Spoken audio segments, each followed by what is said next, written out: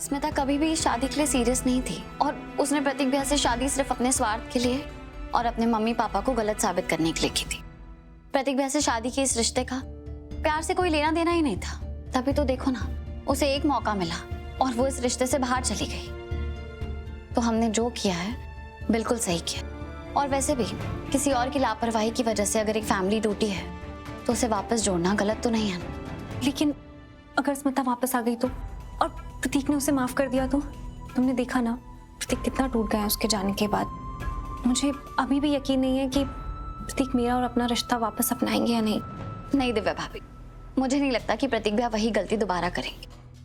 लेकिन अगर 1% भी उन्होंने ऐसा किया तो आप समझ लेना कि वो आपके प्यार के लायक नहीं है। तब आपको अपने लिए एक नया रास्ता और एक नई मंजिल ढूंढ लेनी चाहिए। तुम सही कह रही हो रीत, बहुत मुश्किल से ये टाइम आया है जब आगे जो भी हो उसमें मेरी जीत ही है और मुझे खुद को इस जीत के लिए तैयार कर लेना चाहिए। लेकिन थैंक यू सो मच, तुमने मेरे लिए जो कुछ भी किया है ना वो मैं जिंदगी भर नहीं भूलूंगी।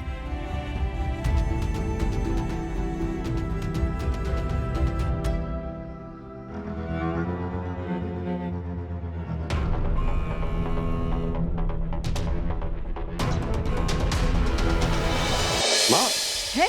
मुझे तो आपका ना कुछ समझ में नहीं आ रहा है। मातम मनाने के टाइम पे आप ये सच सवर रहे हो, खुशी मना रहे हो। लगता है उम्र का असर हो गया आपके दिमाग पर। खबरदार मत भूल, तो अपनी माँ से बात कर रहा है। स्मिता मुझे कभी भी पसंद नहीं थी। उसके साथ रिश्ता बनाना मेरे लिए मजबूरी का सौदा था, मजबूरी का सौदा। अब वो दफा हो गई है तो मैं चाहती हूँ कि प्रतीक दिव्या के पास वापस लौट जाए। मुझे मालूम है मिस मुरैना मुझसे नाराज है, तभी तो उसने रीत के साथ हाथ मिलाया। लेकिन ये टाइम की बात है। वो मेरी बहू है, वो मेरे पास जरूर लौट कर आएगी। हो सकता है, लेकिन जो बात मैं आपको बताने वाला हूँ ना उसके सामने आपकी खुशी फीकी पड़ जाएगी। स्मिता का अपने सपने पूरे करने के लिए भागना कोई एक्सीडेंट नहीं था माँ, ये सब रीत ने प्लान किया है।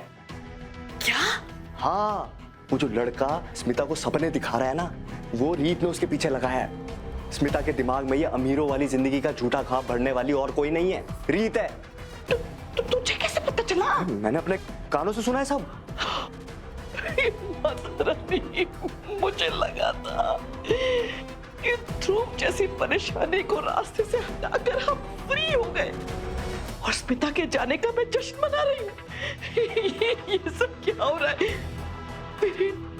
ऐसा क्यों नहीं होता बेटा जैसा हम सोचते हैं?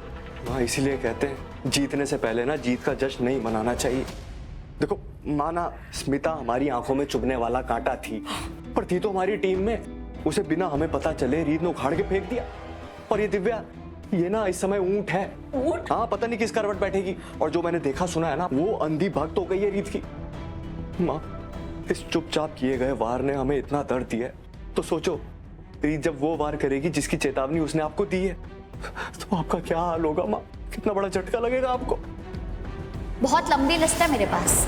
मेरे पापा की मौत का बदला, मेरी माँ का दिल तोड़ने का बदला, नीता आंटी को मारने का बदला। मैं आपसे हर उस चीज का बदला लूंगी। अब मेरी जीत होगी शारदा जी, और ये मेरा वादा है आपसे। तू ना अब मुझे डरा रहा है। मैं आपको डरा नहीं रहा हूँ, मैं तो आपको समझा रहा हूँ कि अभी खेल खत्म नहीं हुआ है ना। आप जश्न मत मनाओ, क्योंकि ना माँ रीत अभी भी खेल में है और वो अपनी अगली चाल जरूर खेलेगी।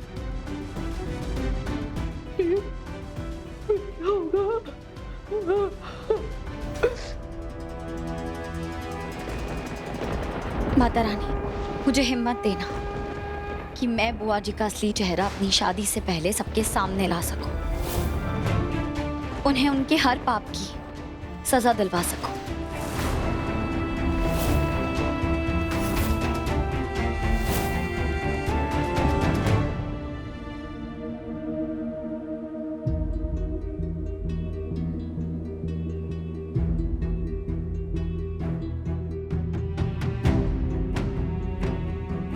ध्रुव, मुझे नहीं पता तू कहाँ है और क्या कर रहा है, लेकिन तू जहां भी है प्लीज अपना सरप्राइज छोड़ के घर आ जा। तुम चिंता मत करो, वो जहां भी होगा ठीक होगा। मेरी और मेरी फैमिली के खिलाफ प्लानिंग कर रहा होगा। क्या मतलब है आपका? तुम सब यहाँ इसीलिए इकट्ठे हुए हो ना, ताकि मेरी और मेरी फैमिली की जिंदगी बर्बाद कर सको।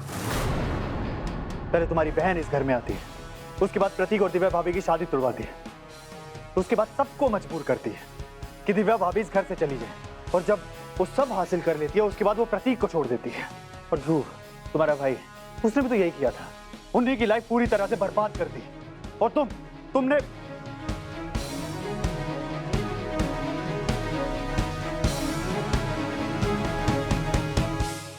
रुक क्यों गए राघव?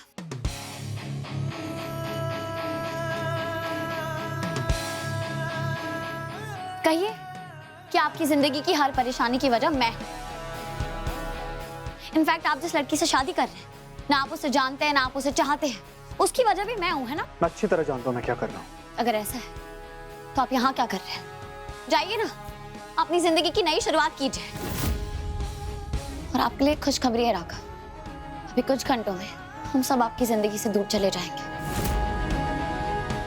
उसके बाद मैं माता रानी से प्रार्थना करूंगी कि कम से कम अब तो आपकी सारी परेशानी खत्म कर दे।